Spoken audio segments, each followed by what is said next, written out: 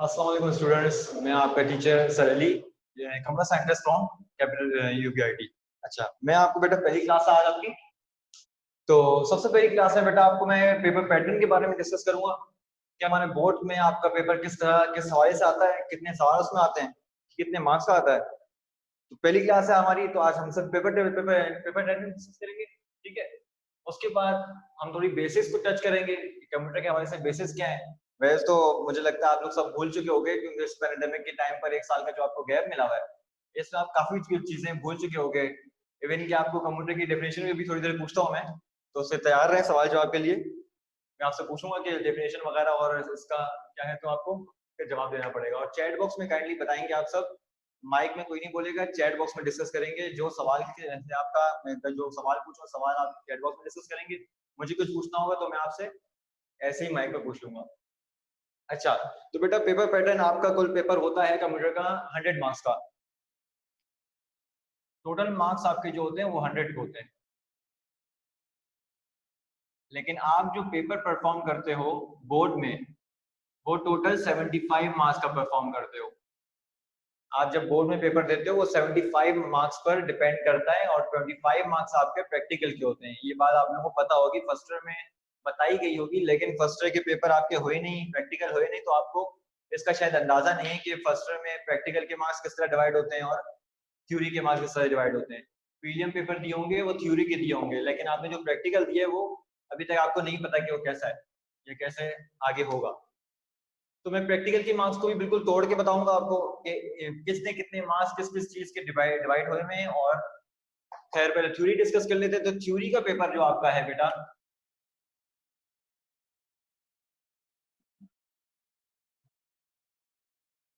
Theory paper 75 marks पर है, और फिर प्रैक्टिकल तो खैर बाद में देखता हूँ। 75 मार्क्स में बेटा आपके पास 3 सेक्शन होते हैं। सबसे पहले सेक्शन ए एमसीक्यूज बेस, फिर सेक्शन बी आता है जिसमें शॉर्ट क्वेश्चन आंसर होते हैं, फिर सेक्शन सी आता है इसमें डिटेल क्वेश्चन आंसर है, जिस तरह बाकी पेपर्स में आपने सुना हुआ है, केमिस्ट्री, फिजिक्स, इंग्लिश, उर्दू, सब में। ठीक है बेटा, तो इसमें सबसे पहले आपका एमसीक्यूज जो डिस्कस कर रहे हैं हम, एमसीक्यूज में आपके पास सिर्फ 15 क्वेश्चंस आते हैं। आपके सेक्शन ए में एमसीक्यूज होते हैं 15 मार्क्स के। इसका मतलब आपको समझ में आ रहा है कि 15 सवाल होंगे आपके पास, हर सवाल 1 मार्क्स का। आपके पास 15 क्वेश्चंस आएंगे, हर क्वेश्चन अटेम्प्ट करना होगा। सेकेंडरी के स्टूडेंट्स हो तो मुझे क्या इतनी डिटेल में जाने की जरूरत नहीं है, सबको पता है कि 15 क्वेश्चन एक मार्क्स का होता है। सेक्शन ए हमारा खत्म यहाँ पर। इसमें हर सवाल हर चैप्टर से आता है। ऐसा नहीं है कि मैं एमसीक्यूज के लिए मैं बोलूँ कि यार चैप्टर 8 नहीं करेंगे, एमसीक्यूज में नहीं आता, ऐसा नहीं है। कि कुछ टीचर बताते हैं, हम 9-10 सुनते में आए कि भाई ये वाली एक्सरसाइज नहीं होगी, ये वाला चैप्टर नहीं होगा। तो बेटा कंप्यूटर में ये बात याद रखना, सेकेंडरी कंप्यूटर का जो पेपर बनता है उसमें हर चैप्टर इंक्लूड होता है। वो आप थ्योरी में लो या एमसीक्यूज में लो, हर चैप्टर से एक ना एक सवाल मस्ट आता है। तो आपने पूरी बुक करनी है। ठीक है, section B,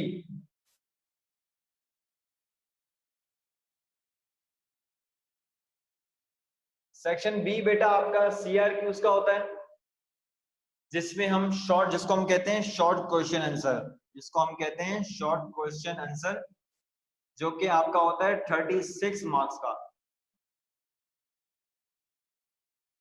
section A 15 marks का, सेक्शन बी 36 मार्क्स का होता है सीआरक्यूज जो होता है शॉर्ट क्वेश्चन आंसर आपके। अच्छा बेटा, इसमें सवाल कितने आते हैं, कितने करने होते हैं? तो बेटा इसमें 18 सवाल आपके पास आते हैं। 18 में से आपने 12 सवाल करने होते हैं। जब आप 18 में से 12 सवाल करेंगे तो बेटा आपके पास कितने मार्क्स का एक सवाल हो जाएगा?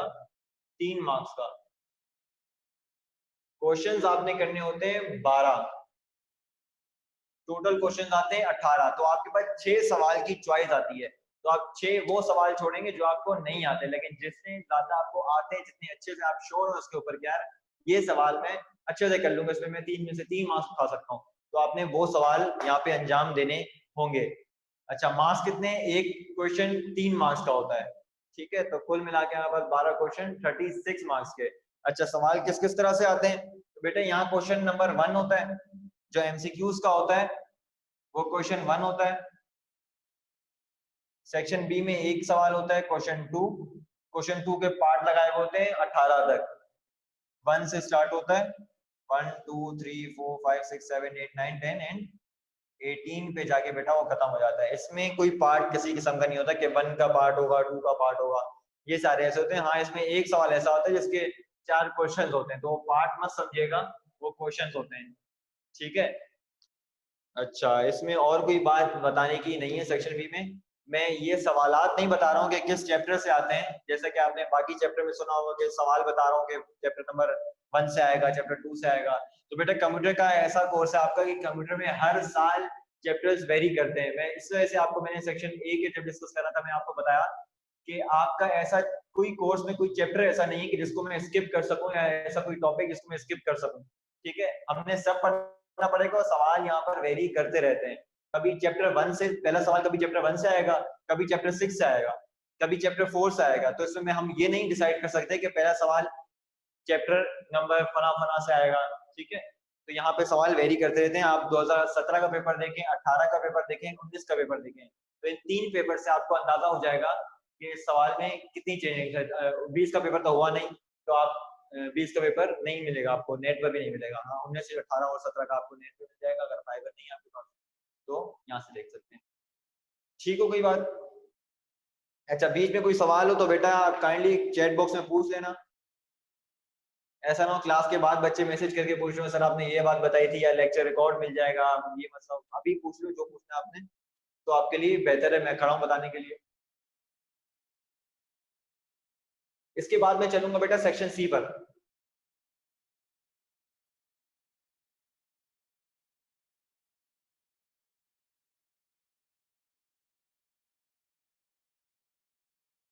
सेक्शन सी बेटा लॉन्ग क्वेश्चन आंसर, ईआरक्यू जिसे कहते हैं, लॉन्ग क्वेश्चन आंसर्स। ये आपके होते हैं 24 मार्क्स के। इसमें क्वेश्चंस कितने आते हैं बेटा? इसमें क्वेश्चंस टोटल 3 आते हैं, जिसमें से आपने 2 करने होते हैं।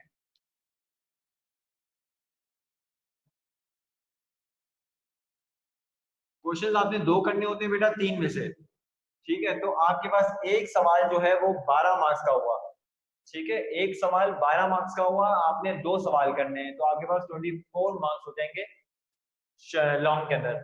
लॉन्ग में भी मैं वही बताऊंगा, लॉन्ग में मैं आपको चैप्टर नहीं बता सकूंगा, उसके सवाल भी वेरी करते रहते हैं। अच्छा, सवाल से हट के प्रोग्राम्स भी वेरी करते रहते हैं। कभी किसी सवाल में कोई प्रोग्राम आएगा, तो किसी सवाल में किसी ईयर में कोई प्रोग्राम आएगा, ठीक है। तो प्रोग्राम भी वेरी करते रहेंगे। मैं आपको वक्तन फौक्तन बताता रहूंगा कि कौन सा प्रोग्राम आपके लिए इंपॉर्टेंट है और क्या चीज नहीं है, ठीक है। अच्छा, क्वेश्चन नंबर इस पे चलते हैं। 1 2 के बाद क्वेश्चन नंबर 3 आपके पास आता है। तो क्वेश्चन नंबर 3 कैसे आता है? क्वेश्चन 3, क्वेश्चन 4 और क्वेश्चन 5। टोटल कंप्यूटर के पेपर में ये 5 सवाल होते हैं, जिनमें से पहला सवाल एमसीक्यूज, दूसरे सवाल के पार्ट 18 जो कि सेक्शन बी यहाँ खत्म हो जाता है। इसके बाद आता है सेक्शन सी। तो बेटा सेक्शन सी देखें, सवाल नंबर 3 4 5। ये जो आपको 3 सवाल दिए हुए ना, ये सिर्फ 3 सवाल नहीं है, इसमें आपके हर सवाल के पास 3 पार्ट है।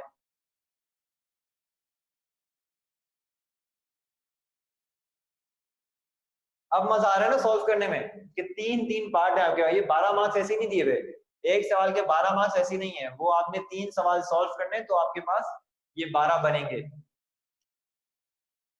तो अब 12 को देखे आपको क्या डिसाइड हो रहा है कि लेट्स सपोज आप 3 क्वेश्चन नंबर 3 करते हैं, उसके 3 पार्ट आपके पास है, तो एक पार्ट आपका हुआ 4 मार्क्स का, ठीक है। ये एक हुआ 4 मार्क्स का।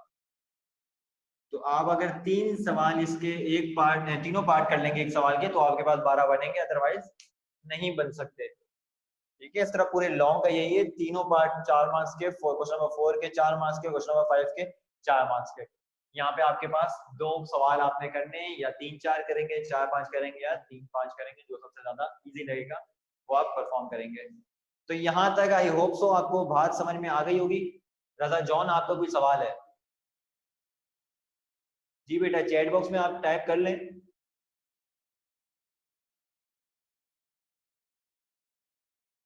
दानियाल का भी कोई सवाल है, आप बेटा टाइप कर लें जल्दी से।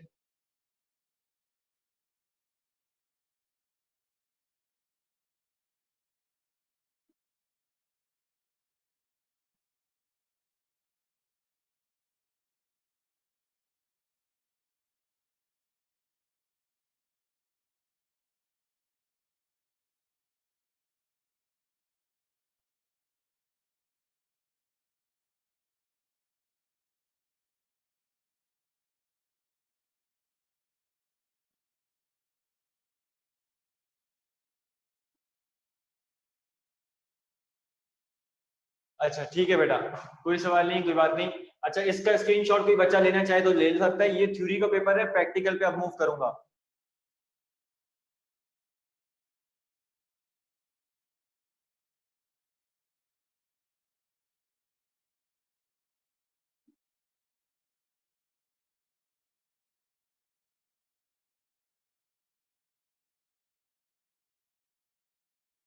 ठीक है, बराबर में चले आता हूँ, बराबर में डिस्कस करते हैं प्रैक्टिकल।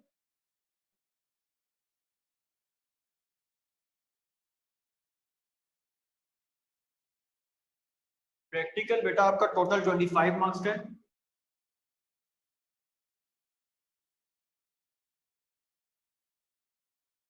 टोटल आपका 25 मार्क्स का प्रैक्टिकल होता है। ठीक है, इसके अंदर देखिए बेटा, मार्क्स आपके किस तरह से डिवाइड हुए हैं ये मैं आपको बता दूं। आपकी फाइल, जो आप फाइल बनाते हैं, ठीक है, सबसे ज्यादा मार्क्स फाइल के होते हैं। मैट्रिक में तो आपने सुना होगा कि फाइल के मार्क्स नहीं होते, 1 मार्क्स होता है, 2 मार्क्स होता है। तो बेटा यहाँ पर आपके सेकेंड ईयर में सबसे ज्यादा मार्क्स फाइल के होते हैं। पहली चीज फाइल, फिर आता है आपका वाइवा,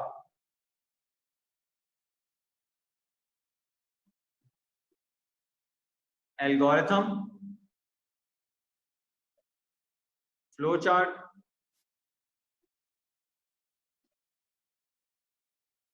सोर्स कोड,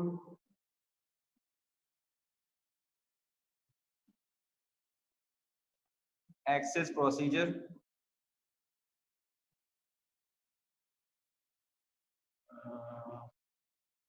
एक मिनट, इसका आउटपुट भी होता है। एक्सेस प्रोसीजर बाद में, पहले आउटपुट है।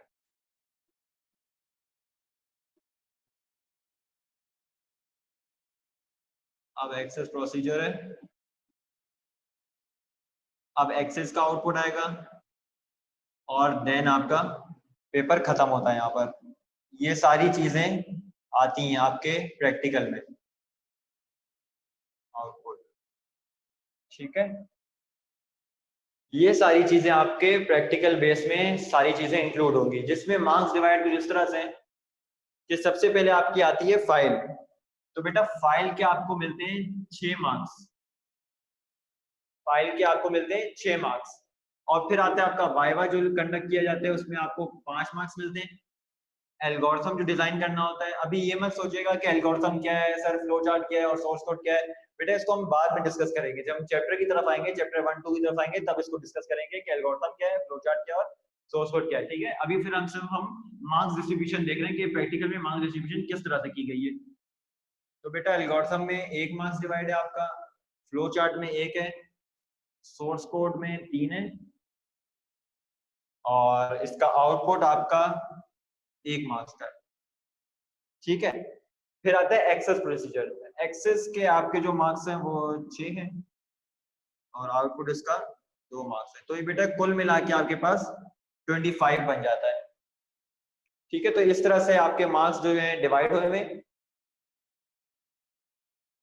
हर बच्चा इसको देख ले जरा, ताकि उनकी कंफ्यूजन जो होती है उनके मार्क्स के सवाल से, अब आपको पता चल गया कि आपने फाइल कितनी अच्छी बनानी है। फाइल के तो आप बैठे बैठे पूरे मार्क्स ले सकते हैं, 6 के 6 मार्क्स ले सकते हैं। ठीक है, तो वो आपके लिए एक बेनिफिट है।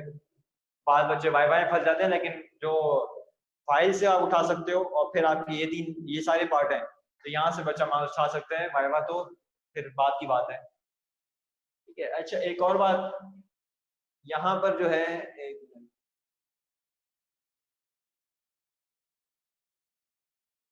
हाँ कॉलेज वाले देते हैं, बाज अबार कॉलेज में नहीं मिलता, बाज अबार कॉलेज में दिया जाता है, लेकिन जब कॉलेज में दिया जाता है उसमें रीडिंग्स आपकी नहीं लिखी हुई होती। कंप्यूटर में अगर मैं बोलूँ कि कंप्यूटर में क्या होता है, तो कंप्यूटर में प्रैक्टिकल के आउटपुट्स नहीं होते, तो कंप्यूटर के वो आउटपुट और ये सब चेक किया जाता है, जिसमें आपको मार्क्स जिसके तहत मिलते हैं।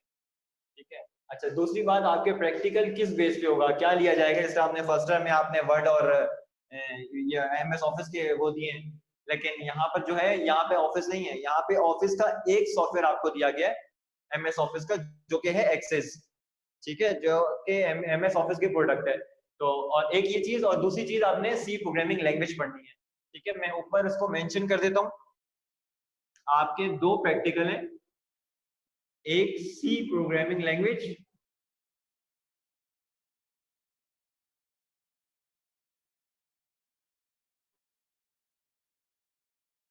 एक सी प्रोग्रामिंग लैंग्वेज है आपकी, ठीक है, और दूसरा आपका है माइक्रोसॉफ्ट का प्रोडक्ट है माइक्रोसॉफ्ट एक्सेल, ठीक है,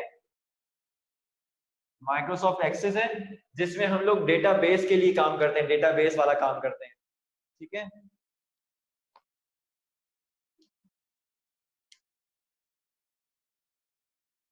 तो बेटा इसका स्क्रीनशॉट लेना चाहो, ये पूरा प्रैक्टिकल का और मैंने थ्योरी का सब लिख दिया, आपसे पूरा 100 मार्क्स का पेपर आपको बता दिया कि इस तरह से आपका आपने तैयारी करनी है और इस तरह से फाइनल का पेपर परफॉर्म करना है।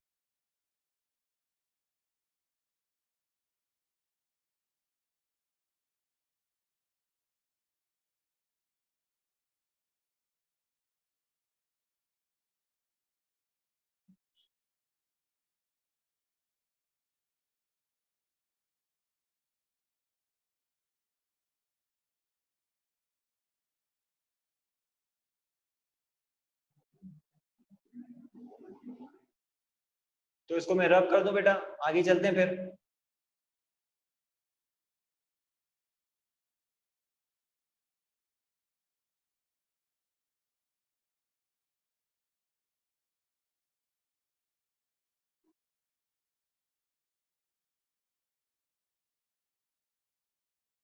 अच्छा, कंप्यूटर की बुक आप सबके पास होगी आई होप, नहीं है तो ले लें, और अगर बुक नहीं है तो फिर नोट्स ले लें। बुक में आपके जो है इंडेक्स में सबसे पहले देखें कि आपके पास टोटल 15 चैप्टर्स हैं, 15 टू 16 चैप्टर्स हैं, ठीक है। मैंने यहाँ पर नोट्स बनाए हुए हैं, नोट्स अगर कोई बच्चा लेना चाहे तो कोचिंग से रब्ता करे। नोट्स में मैंने टोटल 10 चैप्टर उसको शॉर्ट करके लिख दिए ताकि बच्चों के लिए आसानी हो जाए, उनको किसी चीज की परेशानी ना हो। यहाँ 16 चैप्टर देख के बच्चे का दम निकल जाता है, तो मैंने उसको शॉर्ट करके कंप्रेस करके उसको मैंने 10 चैप्टर में मुश्तमिल बना दिया, ठीक है। हम स्टार्ट से चलेंगे, शुरू से चैप्टर नंबर 1 से चलेंगे और लास्ट तक। ऐसा नहीं कि मैं बीच में से कोई चैप्टर उठा लूंगा या आपका मन पसंदीदा चैप्टर उठा लूंगा, ऐसा नहीं है। चैप्टर नंबर 1 से स्टार्ट करेंगे। तो बेटा सबसे पहले बेसिक्स हो जाए। बेसिक आपकी ऐसी नहीं है कि मैं कंप्यूटर की डेफिनेशन पूछूं या टाइम ज़ाया हो जाएगा हमारा। आप इतने बड़े बच्चे हैं, सेकेंडरी के बच्चे हैं, तो कुछ ना कुछ तो नो हाउ होगी इनपुट आउटपुट और सॉफ्टवेयर हार्डवेयर के दरमियान में, ठीक है। तो मैं डायरेक्ट आपसे प्रोग्रामिंग लैंग्वेज डिस्कस करता हूँ। अच्छा, पहले हम लोग जो है सी करेंगे, बाद में हम एमएस एक्सेल की तरफ जाएंगे। और बाद बच्चों का ये होगा कि सर प्रैक्टिकल आ जाए, प्रैक्टिकल करवा दें और प्रोग्रामिंग करवा दें। तो बेटा देखिए, जब तक किसी भी लैंग्वेज की हम थ्योरी नहीं कर लेते, जब तक उसकी बेस मजबूत नहीं हो जाती, तो हम प्रैक्टिकल पे नहीं आ सकते। तो बात को समझेगा, मैं अगर थ्योरी पढ़ा रहा हूँ आपको तो आप ये बोलेंगे सर थ्योरी समझ नहीं आ रही, जब तक आप प्रैक्टिकल नहीं करवाएंगे तो मेरे लिए बात फजूल है। पहले हम थ्योरी करेंगे हमेशा, हर चीज की याद रखना। एक्सेस भी है या सी प्रोग्रामिंग है, जिंदगी में कोई भी लैंग्वेज है, आपने उसकी पहले थ्योरी करनी है। थ्योरी अच्छे से समझोगे तो आपका प्रैक्टिकल मजबूत है, वरना प्रैक्टिकल में आप फेल हो जाएंगे। तो सबसे पहले बेटा चैप्टर नंबर 1 पे है कॉन्सेप्ट ऑफ कंप्यूटर प्रोग्रामिंग, जो आपका बुक में चैप्टर नंबर 1 है।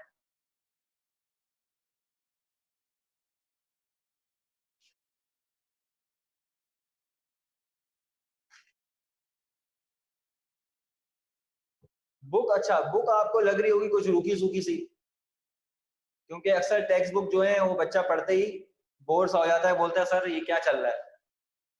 तो मैं आपको कुछ की पॉइंट्स हैं शॉर्ट शॉर्ट में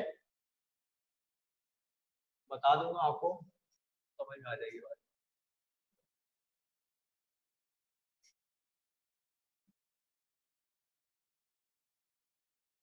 सबसे पहले तो बेटा हम डिस्कस करेंगे कि कंप्यूटर लैंग्वेज होती क्या है।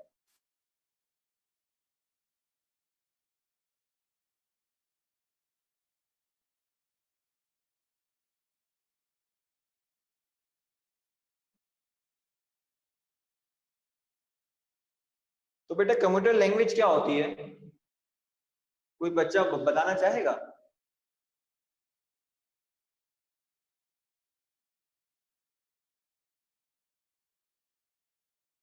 बेटा कंप्यूटर लैंग्वेज ये होती है, एक छोटा सा कम्युनिकेशन होता है। कंप्यूटर लैंग्वेज क्या होती है? लैंग्वेज एक कम्युनिकेशन होता है, किसके दरमियान? यूजर टू मशीन के दरमियान। अगर यूजर मशीन को बता दे और फिर मशीन यूजर को बता दे, यूजर मायने हम, यूजर का मतलब हम लोग, हम अगर मशीन को कोई बात समझा सकते हैं, इसका मतलब हम उससे कम्युनिकेट कर रहे हैं। और कम्युनिकेट कैसे कर रहे हैं? जैसे मैं आपसे बात कर रहा हूँ, अब मैं आपसे पर्शियन में बात नहीं कर रहा क्योंकि ना मैं पर्शियन ना आप पर्शियन। मैं आपसे फारसी में बात नहीं कर सकता क्योंकि ना मैं फारसी ना आप फारसी। ठीक है, तो इस तरह बेटा मैं आपसे उस जबान में बात कर रहा हूँ जो आपकी जबान है, जो मुझे भी समझ में आ रही है, जो आपको भी समझ में आ रही है, जो मैं भी बोल सकता हूँ, आप भी बोल सकते हो।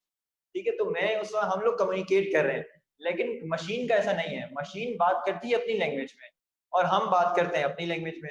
तो हमारी आप और मशीन की आपस में बात करने, कम्युनिकेट करने को आप हम एक लैंग्वेज का नाम दिए। वो लैंग्वेज हमारी क्या है, वो डिफरेंट किस्म की लैंग्वेज है। जैसे मशीन की जो लैंग्वेज है उसे हम कहते हैं 0-1 की लैंग्वेज है, जिसे बाइनरी लैंग्वेज कहते हैं या मशीन लैंग्वेज कहते हैं। ठीक है, वो मशीन लैंग्वेज है जो कि 0-1 में है, लेकिन 0-1 में बात हमें समझ में नहीं आती। हमें कैसे समझ में आती है? हमें तो उर्दू में बोल लो, इंग्लिश में बोल लो, हमें वो समझ में आ जाती है, लेकिन 0-1 हमें नहीं समझ में आता। तो ये है कि मशीन लैंग्वेज 0-1 में बात समझती है, हम उसको समझाने के लिए एक लैंग्वेज क्रिएट करते हैं। तो लैंग्वेज जो है, अब आपको समझ में आ रही है कि लैंग्वेज क्या है? लैंग्वेज एक कंप्यूटर मशीन को समझाने के लिए एक जरिया है। ठीक है, एक सोर्स ऑफ कम्युनिकेशन समझ लें, सोर्स ऑफ कम्युनिकेशन है। तो मशीन, अच्छा, इसमें लैंग्वेज में एग्जांपल मैं आपको ये दे सकता हूँ कि आपने आपकी जो सी लैंग्वेज है, ये भी एक लैंग्वेज है जो कि मशीन को, ये सी लैंग्वेज हमारे लिए जो हमें समझ में आती है, लेकिन हम उसे समझाते हैं कंप्यूटर में, मशीन को समझाते हैं। सी लैंग्वेज हो गई, जावा हो गई, पाइथन हो गई। ठीक है, तो ये सारी लैंग्वेज है, सी प्लस प्लस हो गई, तो डिफरेंट लैंग्वेजेस हैं जो समझ में आती हैं। ठीक है,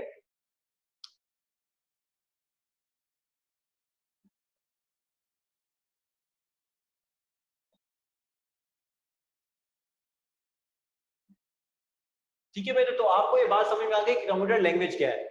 अब आपका सवाल ये होना चाहिए, सर सारी लैंग्वेज है उनको हम समझा रहे हैं मशीन में और मशीन हमें समझा रही है, तो ये समझाने वाला काम कौन कर रहा है? जैसे मसलन मैं आपसे बोलूं कि आपको आती है उर्दू, लेकिन मुझे उर्दू नहीं आती, मुझे आती है पर्शियन।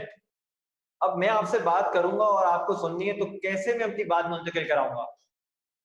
तो आप बोलेंगे सर एक बीच में एक ट्रांसलेटर का काम चाहिए, ट्रांसलेटर होना चाहिए जो मेरी लैंग्वेज को लेकर आप तक मुंतकिल करवा दे, आपको समझाए उर्दू में बात, फिर आप उर्दू में उस ट्रांसलेटर को बताएं और ट्रांसलेटर मुझे पर्शियन में बताए। तो बीच में एक ट्रांसलेटर का काम है, वो काम कंप्यूटर लैंग्वेज के साथ भी होता है। कंप्यूटर लैंग्वेज के साथ क्या होता है? वो प्रोग्राम जो हम हमें पता है, हमें समझ में आ रही है बात, वो 0-1 की लैंग्वेज में तो हमें नहीं समझ में आ रही, तो वो बीच में काम करता है ट्रांसलेटर। ट्रांसलेटर कौन होता है? ये होता है कंपाइलर। ये वो एक प्रोग्राम होता है, प्रोग्राम जो है एग्जीक्यूट करवाना पड़ता है। कंप्यूटर लैंग्वेज है, प्रोग्राम हम प्रोग्राम की सूरत में दे रहे हैं। ठीक है, तो उसको अगर एग्जीक्यूट करवाना है तो एग्जीक्यूट कैसे हो सकता है? मतलब एग्जीक्यूट का मतलब मशीन लैंग्वेज के बाद मशीन के पास कैसे जाएगा, या हमारे पास कैसे आएगा? तो वो काम करवा रहा होता है क्या? इंटरप्रेटर और कंपाइलर। ठीक है, ये क्या चीज है इंटरप्रेटर और कंपाइलर? बेटा इंटरप्रेटर कंपाइलर है लैंग्वेज को ट्रांसलेट, लैंग्वेज ट्रांसलेटर है लैंग्वेज को ट्रांसलेट करने के लिए। ये बात तो आपको पता होगी खैर, इंटरप्रेटर और कंपाइलर। अच्छा, कंपाइलर इंटरप्रेटर में फर्क क्या? अच्छा कौन है? अच्छा कंपाइलर है। क्यों कंपाइलर अच्छा है? भाई कंपाइलर बहुत सारे एक बड़े प्रोग्राम को एक साथ कन्वर्ट कर देता है, एक साथ एग्जीक्यूट कर लेता है, कंपाइल कर देता है। कंपाइलर की बात कर रहा हूँ। इंटरप्रेटर क्या करता है? लाइन बाय लाइन एग्जीक्यूट करता है, पहले एक लाइन, फिर दूसरी लाइन, फिर तीसरी लाइन, इस तरह कंपाइल करता है। जैसे हम पाइथन की बात करें, पाइथन में क्या होता है? लाइन बाय लाइन एग्जीक्यूट करता है। कभी आपने अगर पाइथन से वास्ता पढ़ा हो, कभी की होगी, अगर सुना होगा, देखा होगा, तो आपको पता होगा कि कंपाइलर हमारा सी शार्प जो है या सी लैंग्वेज है वो कंपाइल कर देता है, बाकी लाइन बाय लाइन हमारा पाइथन कर लेता है। तो हम ट्रांसलेटर, हमारा मकसद नहीं है ट्रांसलेटर, तो मैं बता रहा हूँ आपको कि ट्रांसलेटर जो है वो काम क्या करता है। लैंग्वेज के जरिए हमारी लैंग्वेज की बात हुई थी, तो लैंग्वेज में मैं आपको बता रहा हूँ कि हमारा वो काम क्या करता है। ठीक है, अच्छा, इसके बाद में क्या कर रहा हूँ, ये तो बात हो गई कंप्यूटर लैंग्वेज की। अब मैं चलता हूँ types of computer language. Computer language की टाइप्स क्या क्या है? ठीक है, इसको फिलहाल एग्जीक्यूट, ये बात होती ट्रांसलेटर की। ये ट्रांसलेटर आप पढ़ चुके हो फर्स्ट ईयर में, तो इस वजह से मैं डिटेल नहीं जा रहा हूँ इसकी। अच्छा, इसकी टाइप्स, कंप्यूटर लैंग्वेज की टाइप्स, यहीं से चलते हैं।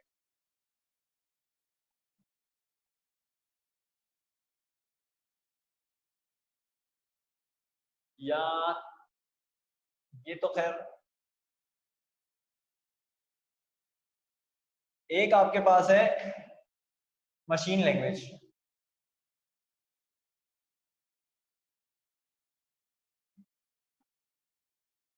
एक आपके पास आती है मशीन लैंग्वेज, ठीक है, दूसरी आपके पास आती है लो लेवल लैंग्वेज, ठीक है, तीसरी आपके पास आती है हाई लेवल लैंग्वेज।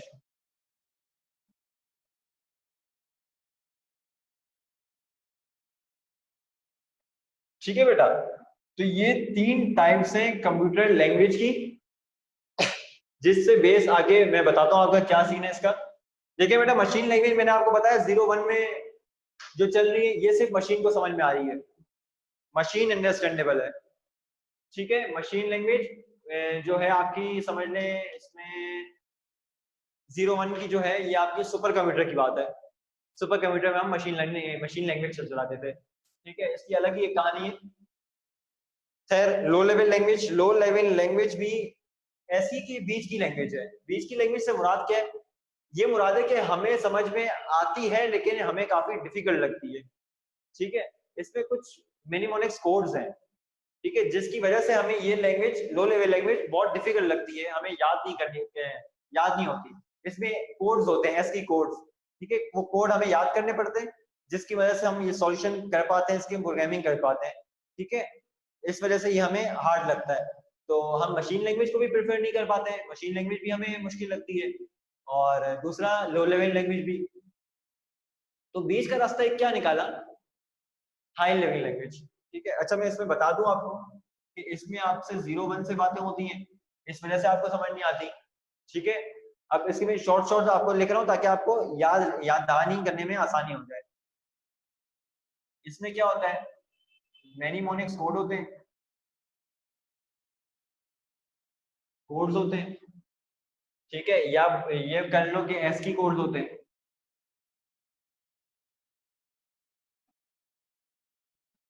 तो हम याद नहीं रख सकते, कोड्स बहुत सारे हैं, कितने याद रखेंगे? 50-100, लेकिन वो बहुत सारे हैं, इस वजह से हमें याद रखने में बड़ा मुश्किल होता है। लो लेवल लैंग्वेज भी ट्रांसलेट करती है, ये ऐसी बात नहीं कि ये भी मशीन लैंग्वेज समझ में आती है, ये भी ट्रांसलेट करती है मशीन लैंग्वेज में, तब जाके ये ट्रांसलेट होके बाद कन्वर्ट कर पाती है। इसकी एग्जाम्पल मैं आपको दे दूं, इसकी एग्जाम्पल है assembly language. Assembly language, assembly language जो है वो है लो लेवल लैंग्वेज, ठीक है बेटा। अब है हमारे पास हाई लेवल लैंग्वेज जो कि टोटली ह्यूमन अंडरस्टैंडेबल है, ठीक है, ये टोटली हमें समझ में आती है। इस अच्छा, ये कन्वर्ट होती है मशीन लैंग्वेज में डायरेक्ट, कंपाइलर हो गया, इंटरप्रेटर हो गया, डायरेक्ट कन्वर्ट होती है मशीन लैंग्वेज में, मशीन को बात समझा के वापस ट्रांसलेट होती है, हमारे पास आ जाती है और हमें अपनी जबान में समझ आती है। इसकी एग्जांपल क्या है बेटा? इसकी एग्जांपल है सी शार्प, ठीक है, जावा, पाइथन, रूबी, ठीक है, सी प्लस प्लस, और एक्सेट्रा एक्सेट्रा। ये बहुत सारी लैंग्वेजेस हैं जो कि हमारी हाई लेवल लैंग्वेज पे आती हैं, ठीक है। तो आई थिंक सो आपको ये बात जरूर समझ में आ गई होगी कि machine language, low level language, high level language में क्या डिफरेंस है और क्या कहानी है इसके पीछे। यहाँ तक किसी बच्चे का कोई सवाल है तो वो काइंडली पूछ ले।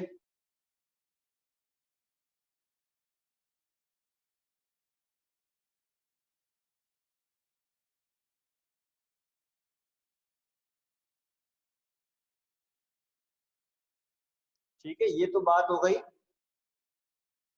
कंप्यूटर लैंग्वेजेस की। अब बात करता हूँ प्रोग्रामिंग लैंग्वेजेस की। ये प्रोग्रामिंग लैंग्वेजेस जो हैं वो कितने हिस्सों में डिवाइड हुई हुई है, उसका क्या तौर तरीका है, ठीक है। ये यहाँ तक आपने कर लिया, उसका स्क्रीनशॉट ले लें या अपने पास नोट डाउन कर लें, ताकि आपको बुक पढ़ने से निजात मिल जाए। आपके पास एक कोड लिखे हुए हों, आपने एग्जाम टाइम पे इसको पढ़ लेंगे तो आपको याद आ जाएगा कि हाँ सर ने ये बात बताई थी। ठीक हो गया?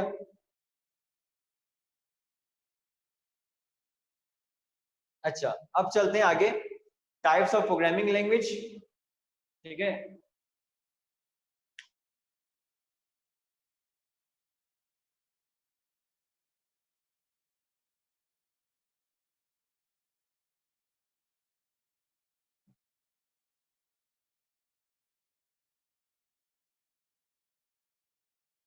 Types of programming language regards structure.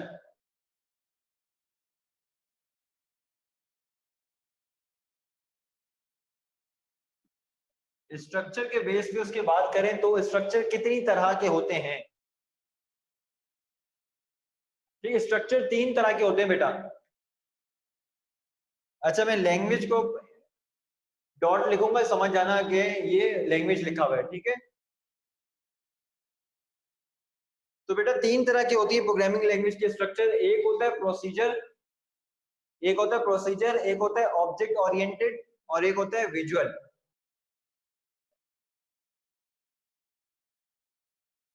ठीक है बेटा, तो एक आपका पहला जो होता है वो होता है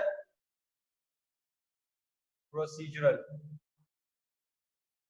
ठीक है, पहला आपके पास होता है प्रोसीजरल कह लो या प्रोसीजर कह लो, इस आगे ओरिएंटेड, प्रोसीजर कह लो या प्रोसीजरल कह लो, इसकी बात कर रहा हूँ। फिर ओरिएंटेड,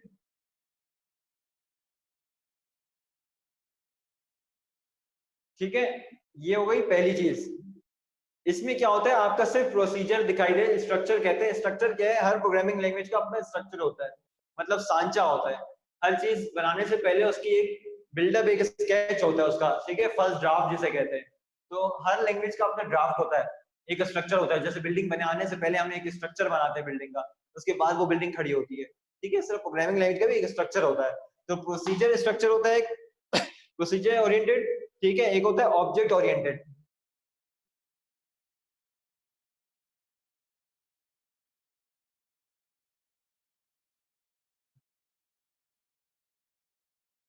प्रोसीजर में बेटा देखो, सिर्फ प्रोसीजर डिस्कस किया जाता है उस प्रोग्रामिंग लैंग्वेज का, ठीक है, कि वहां पे वो प्रोग्रामिंग प्री डिफाइंड या उसको फंक्शन, जो प्री डिफाइंड फंक्शन है या कि जो कि यूजर ने खुद बनाया, उस फंक्शन को अगर डाल दिया जाए सिर्फ, तो वो प्रोसीजर ओरिएंटेशन है। फंक्शन अभी आपको नहीं समझ में आएगा बेटा, फंक्शंस का एक अलग टॉपिक है, अलग एक चैप्टर है, अलग बुक में देख लेना। अब तो नहीं पता आपको, वो हम फंक्शन में डिस्कस करेंगे, तब आपको क्लियर होंगी बातें। पहले ऊपर की बातें डिस्कस करेंगे। अभी सिर्फ मैं आपको ये बता दूं कि प्रोसीजर लैंग्वेज में सिर्फ फंक्शन डिफाइंड, जो यूजर डिफाइंड फंक्शन होते हैं या सी ने खुद डिफाइन किए होते हैं, वो प्रोसीजर लैंग्वेज होती है, इसके अलावा नहीं होती। लेकिन ऑब्जेक्ट ओरिएंटेड में क्या होता है, ऑब्जेक्ट ओरिएंटेड में हम अलग से क्लास बनाते हैं, अलग से मेथड बनाते हैं, जो कि हमारा काम आसान करते हैं, शुरू कर देता है। ठीक है, इसमें काम इतना आसान नहीं होता, होता है फंक्शन के थ्रू, लेकिन वो एक ही पेज पे लग रहा है कि मतलब बहुत बड़ी प्रोग्राम हो गई। ये उस प्रोग्राम को तोड़ देता है और हमें, हमारे लिए कोड छोटा कर देता है, जो कि हमारे समझने में भी बहुत आसानी हो जाती है। ठीक है, तो अलग क्लासेस, अलग ऑब्जेक्ट बनाता है, अलग मेथड बनाता है, जिसमें हमें बहुत सी सहूलत देता है ऑब्जेक्ट ओरिएंटेड। ये हमारा सी प्लस प्लस में पाया जाता है और सी शार्प में भी पाया जाता है। ऑब्जेक्ट ओरिएंटेड की बात कर रहा हूँ, बाकी प्रोसीजर हमारा सी प्रोसीजर लैंग्वेज है। ठीक है, इसके बाद आती है विजुअल प्रोग्रामिंग। ठीक है,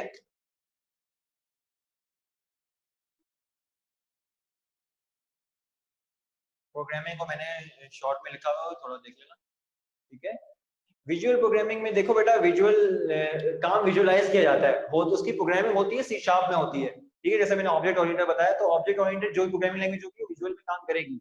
इसका सॉफ्टवेयर मैं आपको बता दूं, विजुअल बेसिक, ठीक है, उस पर काम हो रहा होता है विजुअल प्रोग्रामिंग का।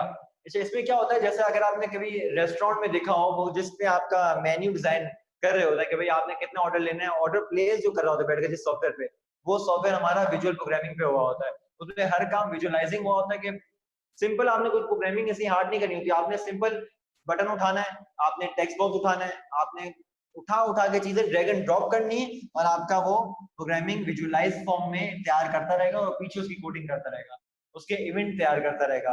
खैर, वो जब हम प्रैक्टिकल बेस्ड काम करेंगे तो हमें डिस्कस करेंगे, अभी हम उसको नहीं डिस्कस कर सकते। ठीक है, और इसकी आपकी प्रोग्रामिंग जो है आपकी नहीं आती। 2 पेपर बनते हैं आपके कंप्यूटर के सेकंड ईयर के, एक सी प्रोग्रामिंग में बनता है और एक विजुअल बेसिक में बनता है।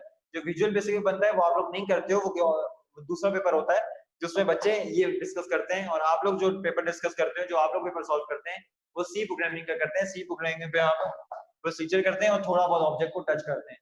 ठीक है, तो ये बेटा ये फर्क है, तो आपको ये पता होना चाहिए, इस वजह से मैं बता रहा हूँ। तो कंफ्यूज मत होना कि आपने क्या करना है, आपने सिर्फ इसकी, सिर्फ आपके पास कॉन्सेप्ट होना चाहिए, आपका कोई डेफिनेशन, कोई एक्सप्लेनेशन नहीं है, सिर्फ आपके पास कॉन्सेप्ट होगा इन तीनों का, और आपका पेपर सॉल्व आसानी से कर पाओगे। यहाँ तक किसी बच्चे को कोई सवाल है बेटा, तो काइंडली आप चैट बॉट में पूछें जल्दी से, हमारे पास टाइम 1 मिनट रह गया है क्लास खत्म होने का। बहुत आसान सा टॉपिक डिस्कस किया आज हमने, कंप्यूटर लैंग्वेज डिस्कस की है, कंप्यूटर की प्रोग्रामिंग टाइप्स डिस्कस की है।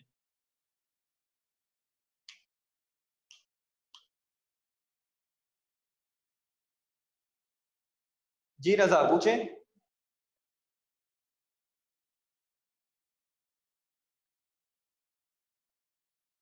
नेक्स्ट क्लास में फिर हम लोग सी की हिस्ट्री पे जाएंगे कि सी कहाँ से आई, क्या हुआ क्या नहीं हुआ प्रोग्रामिंग में। ठीक है, तो अभी तो मुझे नहीं लगता कि किसी को कोई सवाल है।